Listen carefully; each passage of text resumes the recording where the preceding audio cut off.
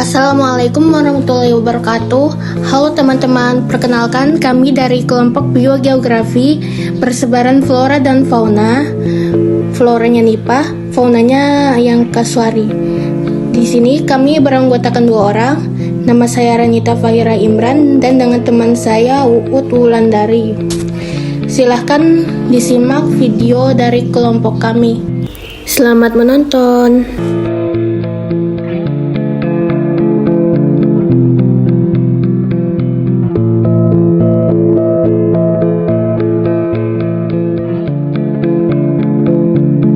Flora merupakan segala jenis tumbuhan serta tanaman yang ada di muka bumi.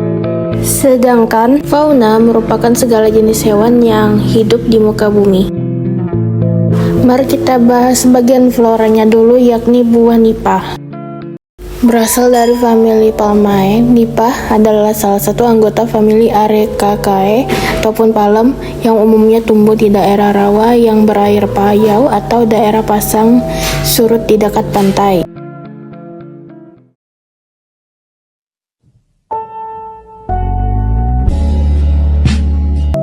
Nipah merupakan jenis tanaman biji berkeping satu yang tumbuh berumpun dengan batang yang sangat rimbun seperti rumpunan sagu.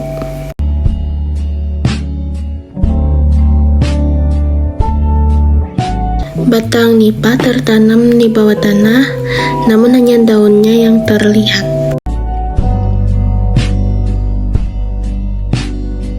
Nipah memiliki karakteristik akar serabut yang tertanam di dalam lumpur dan menjalar hingga 13 meter. Nipah sering terbawa arus jika hulu sungai deras karena sistem perakarannya yang tidak stabil.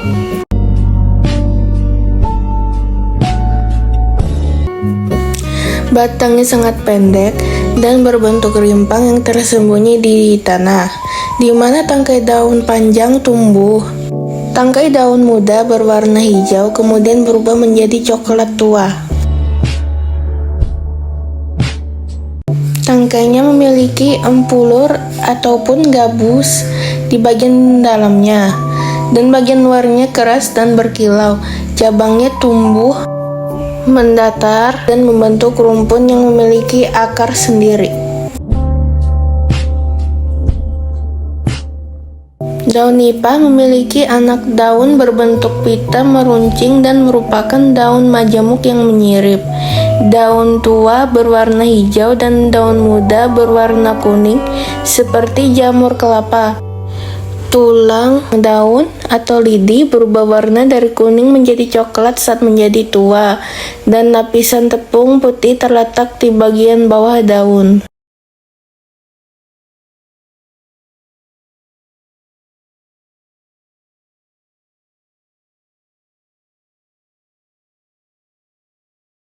Bunga nipah berbentuk tegak, bercabang 2-3 dan berwarna kuning oranye. Bulir bunga jantan panjang sekitar 5 cm dan diselimuti kelopak. Sementara bulir bunga betina berbentuk bulat seperti peluru.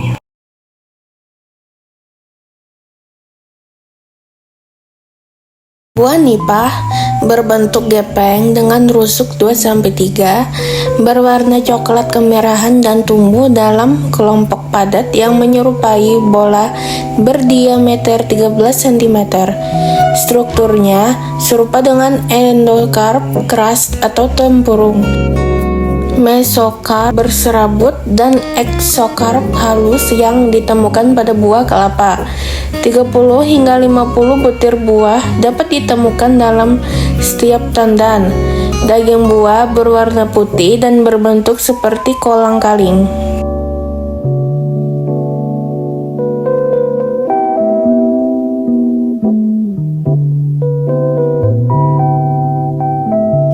Berikut akan diperlihatkan bentuk dari buah nipah melalui video ini.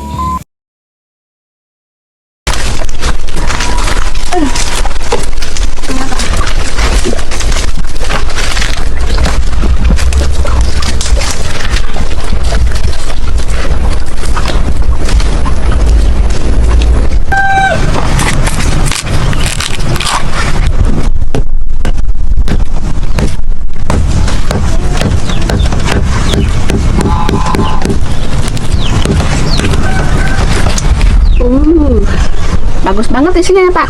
Iya. Isinya mudah banget.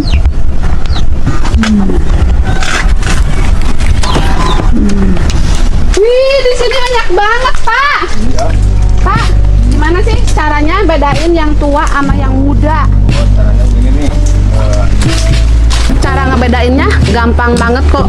Yang muda sama yang tua. Kalau yang muda, kalau ininya udah agak kemerah-merahan seperti ini udah cukup, masih muda. Terus kalau warnanya agak merah banget itu agak tua. Terus kalau coklat semuanya ininya tua banget.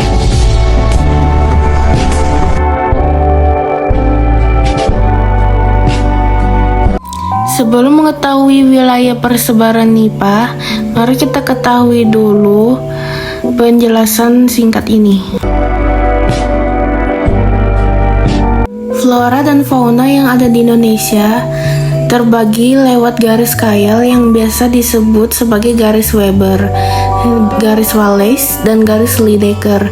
Namun di sini kami hanya akan menjelaskan mengenai garis Wallace dan garis Weber.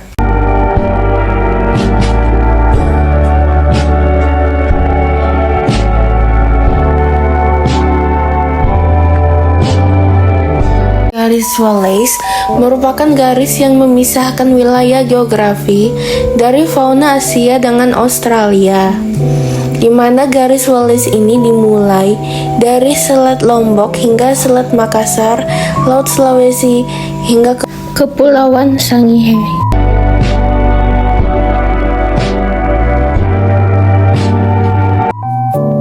Mengapa jadi dinamakan garis Wallace? Karena Albert Russel Wallace, seorang ilmuwan asal Inggris, menyelidiki konsep ini dari tahun 1854 hingga 1862. Secara khusus, flora dan fauna yang berasal dari garis Wallace dapat ditemukan di Kalimantan, Sulawesi, dan Bali. Di bagian barat garis Wallace ini, fauna dan flora Asia, sedangkan di bagian timurnya fauna dan flora Wallace atau peralihan.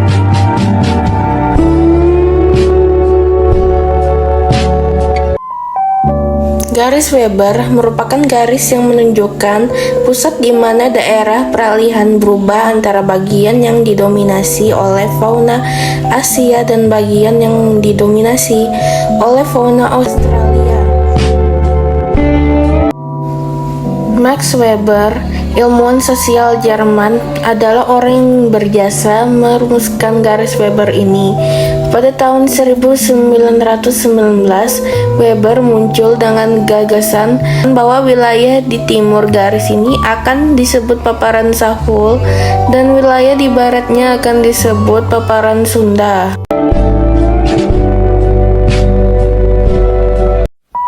Garis Weber ini menunjukkan bahwa ke dalam laut memisahkan fauna di Asia dan Australia. Lebih dari setengah dari garis menunjukkan bahwa fauna Asia mempengaruhi bagian barat dan fauna Australia memengaruhi di bagian timur. Mengenai wilayah persebaran nipah, nipah termasuk ke dalam flora tipe Australia.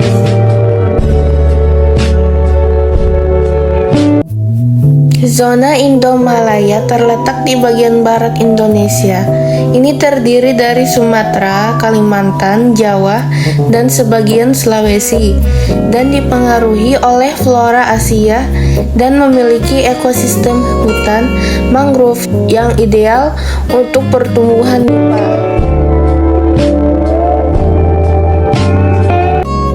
Menurut pembagian yang dibuat oleh garis Wallace dan Weber, nipah lebih banyak ditemukan di wilayah barat dan tengah yang masih dipengaruhi oleh karakteristik ekosistem Asia.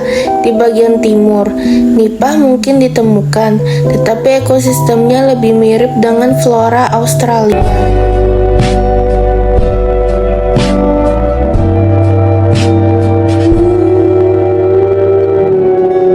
Burung kasuari merupakan burung purba endemik yang tinggal di Papua dan Maluku lebih dari 60 juta tahun yang lalu.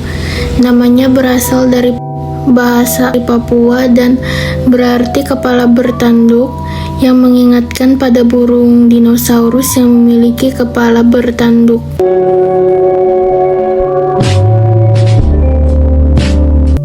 Burung kasuari merupakan salah satu jenis burung yang sangat langka dan harus dilindungi. Mereka terdaftar sebagai spesies rentan oleh International Union for Conservation of Nature ataupun yang disebut sebagai IUCN karena perburuan ilegal dan hilangnya habitat mereka.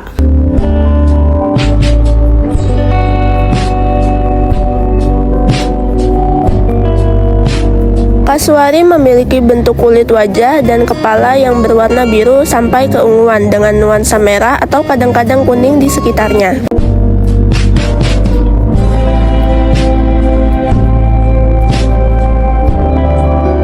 Mahkotanya berwarna coklat muda dengan garis tebal coklat tua membujur sepanjang badannya. Mahkotanya tinggi dan tebal membentuk kurva, dengan leher berlambir dua ganda berwarna merah dan bulu hitam.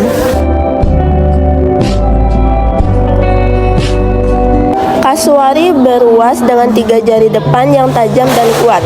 Kasuari berdiri dengan tinggi 1,2 hingga 1,5 meter. Burung besar ini tidak dapat terbang karena sayapnya kecil dan tidak tumbuh dengan baik. Burung kasuari berbobot lebih dari 60 kg.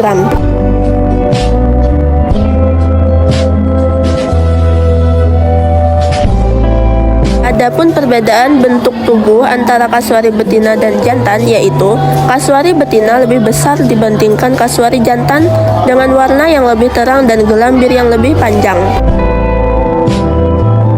Ada 3 spesies kasuari di dunia, yaitu kasuari utara, kasuari selatan, dan kasuari kerdil.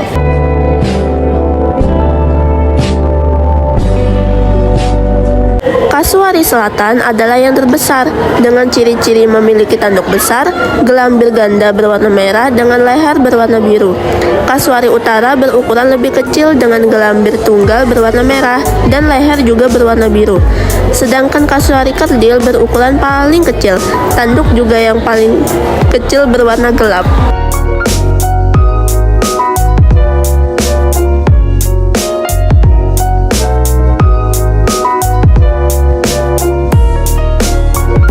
Dikenal dengan ciri khasnya yang mencolok seperti helm dengan bulu-bulu berwarna cerah, burung kasuari mendalami hujan Papua yang lebih lebat dan memiliki peran penting dalam ekosistemnya.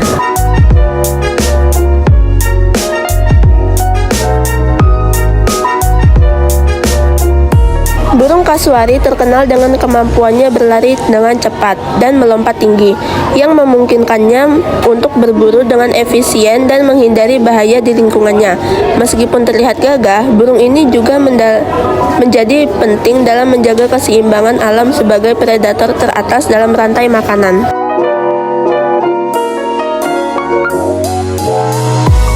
Namun, keberadaan burung kasuari kini menghadapi ancaman serius dari perburuan ilegal dan hilangnya habitat akibat deforestasi yang cepat di Papua. Perlindungan terhadap habitat alaminya menjadi krusial untuk melindungi burung kasuari dan mencegah penurunan populasi yang lebih lanjut.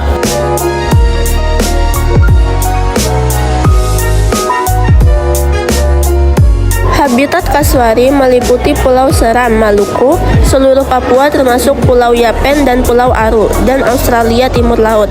Kasuari menyukai hutan hujan tropis yang lebat, hutan mangrove, namun kadang juga terlihat di dekat lahan pertanian penduduk.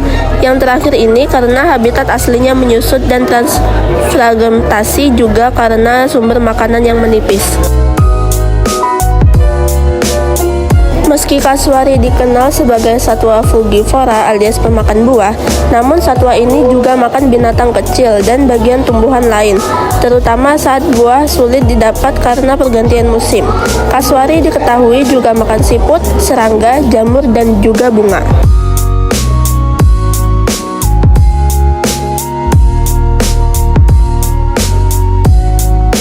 Dalam penelitian yang dilakukan oleh Lahisa, mengutip laporan dari warga lokal yang melihat kasuari makan rayap dan ikan kecil yang tertangkap dalam kolam yang mengering pada musim kemarau.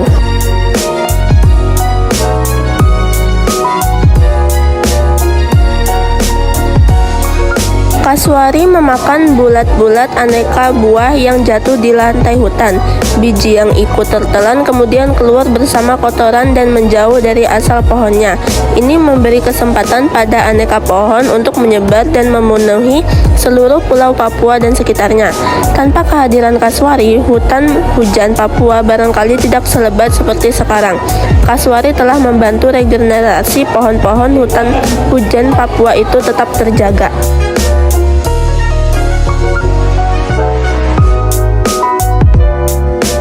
Sebuah penelitian pernah mengungkap dalam suatu tumpukan kotoran kasuari terdapat hingga 1 kg biji-bijian dari 78 jenis tumbuhan.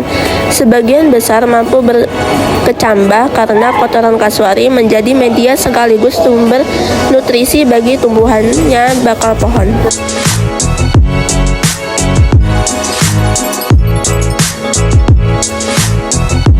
Adapun juga, burung kasuari merupakan pemakan omnivora, yang artinya mereka memakan berbagai jenis makanan baik tumbuhan maupun hewan, sehingga mereka nggak hanya bergantung pada satu jenis sumber makanan saja. Kasuari memakan buah-buahan, daun-daunan, akar, serangga, dan hewan kecil seperti tikus, ular, serta burung lainnya. Dalam makanannya, buah-buahan merupakan sumber makanan utama kasuari, khususnya buah-buahan yang tumbuh di pohon-pohon tinggi di hutan. Kasuari biasanya berjalan-jalan di sekitar hutan untuk mencari makanan, meskipun mereka juga bisa melompat-lompat untuk mencapai buah-buahan yang tergantung tinggi di atas tanah.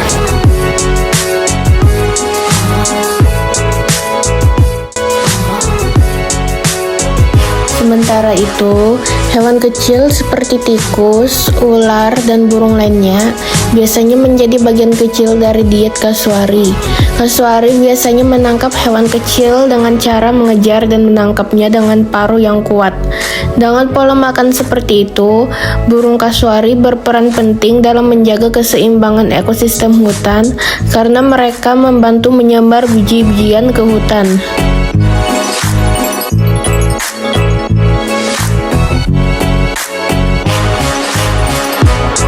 Kasuari biasanya ditemukan di bagian timur Indonesia, terutama di Papua dan sebagian Kepulauan Maluku. Teori Wallace dan Waber membagi fauna Indonesia ke dalam beberapa zona.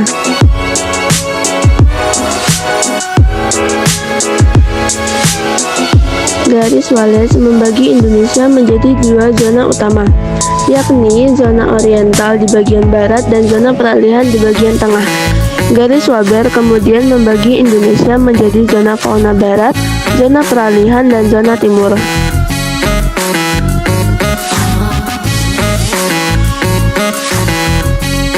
Kasuari berada di wilayah timur, di sebelah timur garis Waber. Fauna di daerah ini sangat mirip dengan fauna di Australia dan Papua Nugini.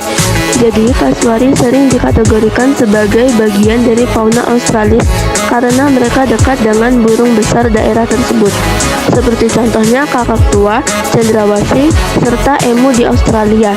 Burung besar yang tidak bisa terbang dan beberapa jenis mamalia berkantung adalah ciri khas fauna di daerah Australia.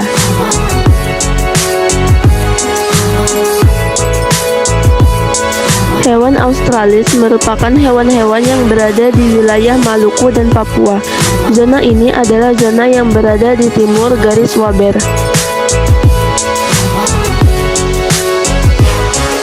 Garis Waber adalah garis hayal yang memisahkan wilayah dengan fauna peralihan pada Indonesia bagian tengah dengan fauna Australis pada Indonesia bagian timur. Garis Waber adalah garis yang ditemukan dari hasil penelitian oleh Max Wilhelm dari Weber.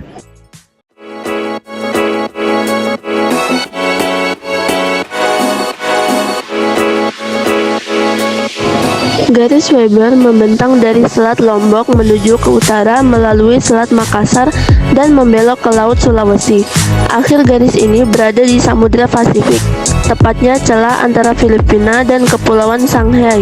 Hewan pada area ini disebut dengan hewan Australis karena mendapat pengaruh atau serupa dengan hewan-hewan yang bisa ditemukan di Australia.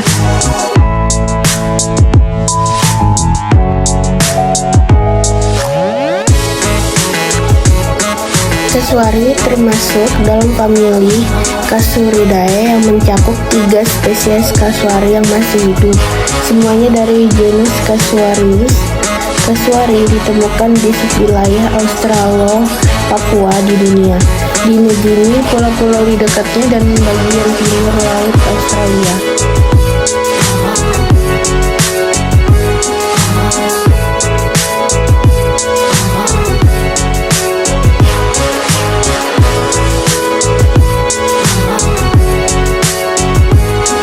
Fauna Australis ataupun Maluku hingga Papua merupakan satu dari 3 wilayah keanekaragaman fauna di Indonesia.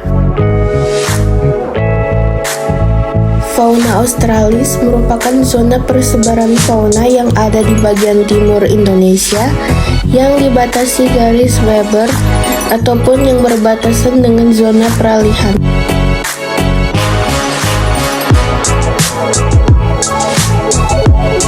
Fauna Australis disebut sebagai gondwana. Secara umum, golongan hewan tersebut bisa berkembang biak di wilayah tropis dan banyak menempati wilayah Indonesia bagian timur, seperti Pulau Papua, Kepulauan Aru, Pulau Seram, Halmahera, Maluku, dan pulau-pulau lain di sekitarnya.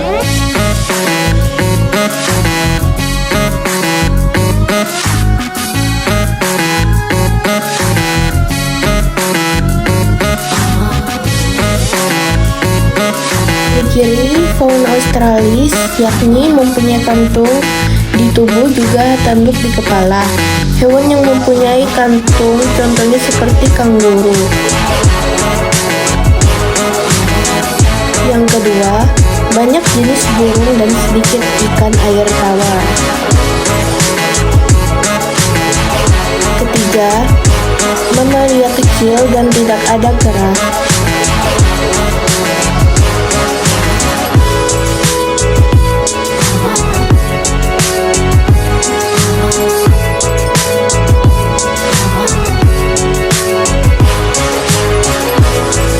Karena Indonesia bagian timur berdekatan dengan benua Australia dan memiliki kondisi iklim yang hampir sama, iklim di bagian timur Indonesia sangat cocok untuk fauna Australia.